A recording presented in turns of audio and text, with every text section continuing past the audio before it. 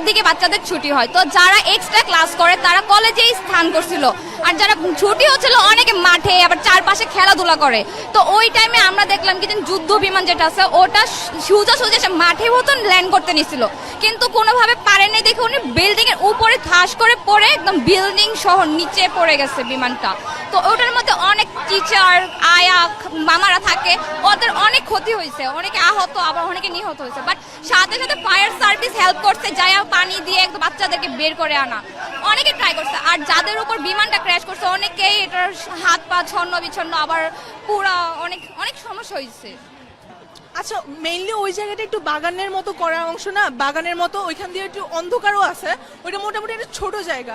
Class হচ্ছে 2 থেকে 8 পর্যন্ত ওদের হচ্ছে ক্লাস হয় ওইখানে। ওই জায়গাটার সাথে আবার হোস্টেলও আছে, তাই না? হ্যাঁ, বাচ্চাদের হোস্টেলও আছে। তো ওই জায়গাটার মধ্যে মেইনলি ক্র্যাশটা করছে। কিছুক্ষণ আগে একটা ভাইয়ের সাথে আমার কথা হয়েছিল, ওই ভাইয়াটা বলছে যে অন দ্য স্পট প্রায় 12 জনের মতো মারা গেছে। আর আমি তো বাসায় ছিলাম, ঘটনা শোনার পর দেন আমি এখানে আসছি। তো আমার বড় বোনের যেহেতু ওই ক্যাম্পাসে পড়ে, ওদের ফ্রেন্ডরা তো হোস্টেলে থাকে, ওরা ওইখান থেকে জানাইছে প্রায় 30টারও অধিক স্টুডেন্ট মারা গেছে, 30 জনের অধিকও স্টুডেন্ট মতো মারা গেছে। আরো টিচাররাও আহত হয়েছে, খালারাও আহত হয়েছে, যারা যারা ওইখানে কাজ করে, হ্যাঁ গার্জিয়ানরাও আহত হয়েছে। এই অ্যাম্বুলেন্সে করে, হ্যাঁ এই অ্যাম্বুলেন্সে করে আসলে যারা এসেছেন তারা ডোনার, আসলে রক্ত দিবেন। তবে এর আগে বেশ কয়েকটি অ্যাম্বুলেন্স এসেছে, পুলিশের গাড়ি এসেছে, ফায়ার সার্ভিসের অ্যাম্বুলেন্স এসেছে। সেখানেও আমরা দেখেছি প্রত্যেকটা অ্যাম্বুলেন্স থেকে আসলে 3 থেকে 4 জন করে যারা আহত হয়েছেন তাদেরকে নামানো হয়েছে। এর মধ্যে আমরা কয়েকজনকে দেখেছি যারা আসলে গুরুতর আহত। তবে এখানে আসলে সেই শুরু থেকেই যারা আছেন আমরা তাদের সাথেও একটু কথা বলার চেষ্টা করব যে তারা আসলে যে দীর্ঘ সময় ধরে এখানে অবস্থান করছেন, কি দেখছেন। এছাড়াও আসলে মাইলস্টোন স্কুল অ্যান্ড কলেজের বেশ কয়েকজন শিক্ষার্থীও আছেন, তারাও আসলে এখানে দীর্ঘক্ষণ অপেক্ষা করছেন, তাদের সহকর্মীরা আসছেন, অতিথিরা আসছেন। তারা আসলে এখানকার পরিস্থিতিটাও আসলে ভাষায় প্রকাশ করার মতো না।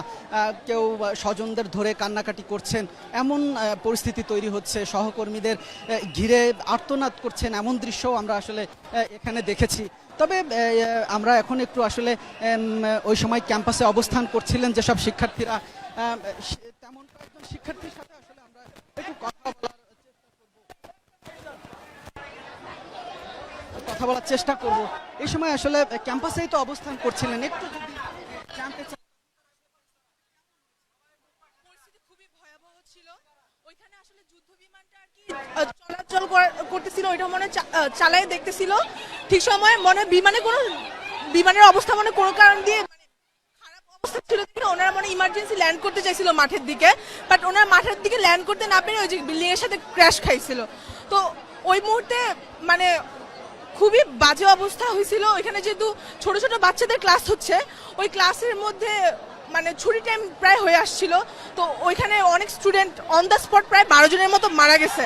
তারপর ধীরে ধীরে এখন পর্যন্ত শোনা গেছে প্রায় 30 জনের মতো স্টুডেন্ট মারা গেছে। তাছাড়া এখানে আসার পর আমি দেখছিলাম প্রায় 35 থেকে 36টার মতো অ্যাম্বুলেন্স যাচ্ছে, ইমার্জেন্সি অনেক রোগী গেছে। কিছুক্ষণ পরই আসলে অ্যাম্বুলেন্স থেকে রোগীরা আসছেন। এই মাত্র আরও একজন আহত রোগীকে আনা হয়েছে। দেখে আমাদের যতটা মনে হচ্ছে শিক্ষার্থী মনে হয়নি, আমাদের সেখানকার কোনো কর্মচারী মনে হচ্ছে। এখানকার যারা আছেন তাদের সাথে আমরা অবশ্য এখনো কথা বলতে পারিনি, বেশ 10 মিনিটেরও বেশি হয়ে গেছে। কিন্তু এই 10 মিনিটে আসলে আরও 12 থেকে 15 জন আহত রোগী এখানে এসেছে। এখন আমরা আসলে মূল গেটেই আছি, আসলে দেখতে পাচ্ছেন যে কিভাবে আসলে রোগীদেরকে নিয়ে যাওয়া হচ্ছে। এখানে আমরা আসলে সেই আরও ঘন্টা 2-1 আগে থেকেই স্বেচ্ছাসেবক হিসাবে আশপাশের উৎসুক যেসব মানুষগুলো তারাও এখানে অবস্থান করছেন। আমরা এমন কিছু মানুষের সাথে আসলে এখানে কথা বলার চেষ্টা করব। আসলে আপনিও তো আসলে এখানে দীর্ঘ সময় অবস্থান করছেন, কি দেখছেন এখানকার? এখানে পরিস্থিতি খুবই মানে ভয়ানক। আমি অনেকক্ষণ যাবত আছি, প্রায় 2 ঘন্টা যাবত। আমার এক ছোট ভাই ও এখানে মানে বান হয়েছে, পুড়ে গেছে ওর। তো এখানে অনেক গার্জিয়ান ছিল যারা আপনার হচ্ছে ওই তাদের সাথে বাচ্চাদের সাথে ছিল, তারাও অনেকে, একজনের অবস্থা খুবই খারাপ, চোখ পুড়ে গেছে, পুরো বডি পুড়ে গেছে। তো পরিস্থিতি এখন অনেকেরই ঢাকা মেডিকেল কলেজে, ঢাকার ওই দক্ষিণের দিকে নিয়ে যাওয়া হচ্ছে, দেখা যাক কি হয়, কিন্তু অবস্থা খুবই খারাপ। আমরা আসলে যতটুকু নিশ্চিত হতে পেরেছি যে বিমানটা আসলে যেখানে ক্র্যাশ হয়েছে এই অংশটাই ছিল আসলে শিশু শ্রেণী, প্লে থেকে ক্লাস 8, পুরোই আসলে শিশুদের ক্লাসরুম। এখানে আসলে এ কারণেই আসলে হতাহতের সংখ্যাটা বেড়েছে এমনটাই বলছেন, এবং চিকিৎসকরাও বলছেন যে আসলে এখানে যেসব শিক্ষার্থীদের আনা হচ্ছে, যাদের বেশিরভাগই আসলে শিশু, কারণ এখানে প্লে থেকে ক্লাস 8-এর যে অংশটা, এই অংশেই আসলে এই বিমানটা বিধ্বস্ত হয়। এবং বিমান বিধ্বস্তের ঘটনা সচরাচর যত দ্রুত হয়, এত দ্রুত আসলে যেহেতু মুভ করার কোনো সুযোগ থাকে না, সুতরাং এ কারণেই আসলে হতাহতের সংখ্যা বেড়েছে। এবং আরও যেটা জানতে পেরেছি, এই সময়টা আসলে ছুটির সময় ছিল, সবার মধ্যে একটা তাড়াহুড়ো ছিল, একটা প্রস্তুতি ছিল। ঠিক এই মুহূর্তটাই আসলে বিমানটা সেখানে বিধ্বস্ত হওয়ায় হতাহতের সংখ্যা বেড়েছে এমনটাই বলছেন।